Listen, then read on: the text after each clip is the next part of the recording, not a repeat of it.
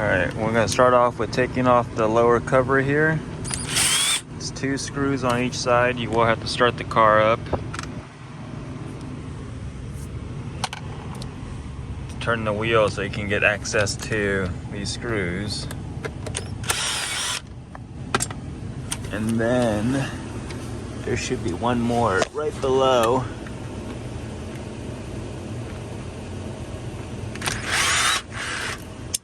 Should be all the screws, and then from there you just gotta squeeze the side right here and it'll release it,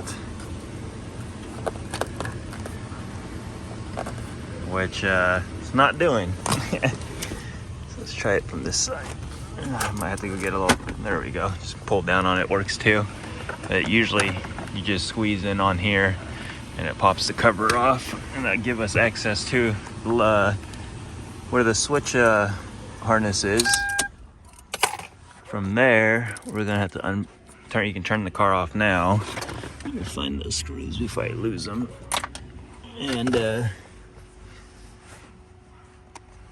now you want to take. So the fog light switch is right here, and plug for it is just right. All right, I'm gonna use my paddle popper here and pop this clip.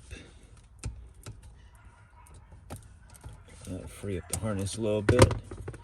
We just unplug this one here, and that should give us access to the wires that we're going to need to cut and reroute to be able to use the fog light anytime. All right, now that you got the connector out, you're basically after this green with a black stripe wire. This needs to see ground. Originally, I stripped this down. I was going to solder in a wire. The other side you can tape off, and I was going to solder in a wire and just run it to ground.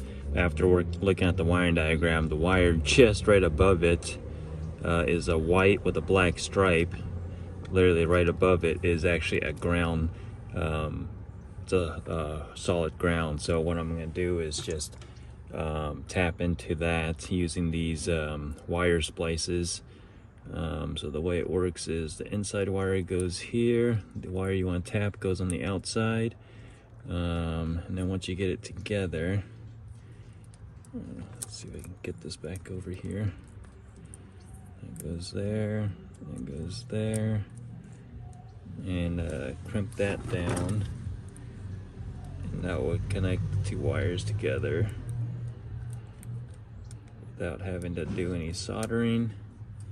And all it is just cuts into it using that metal splice right there,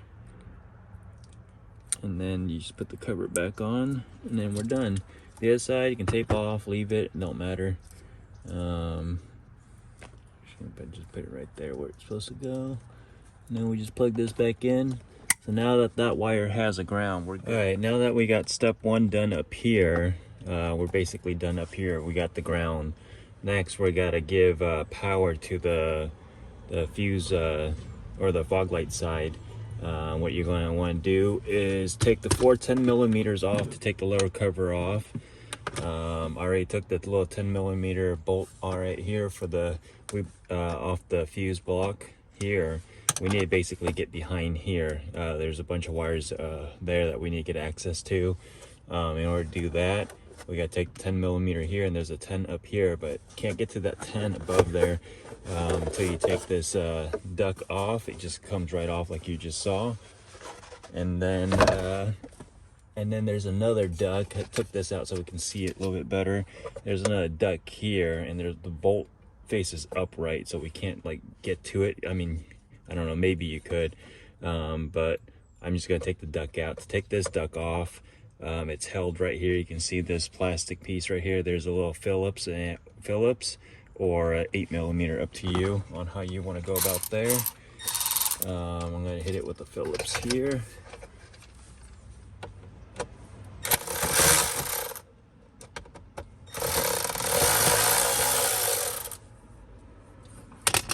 It's just a 8mm or a Phillips, and that should be enough to free this duck.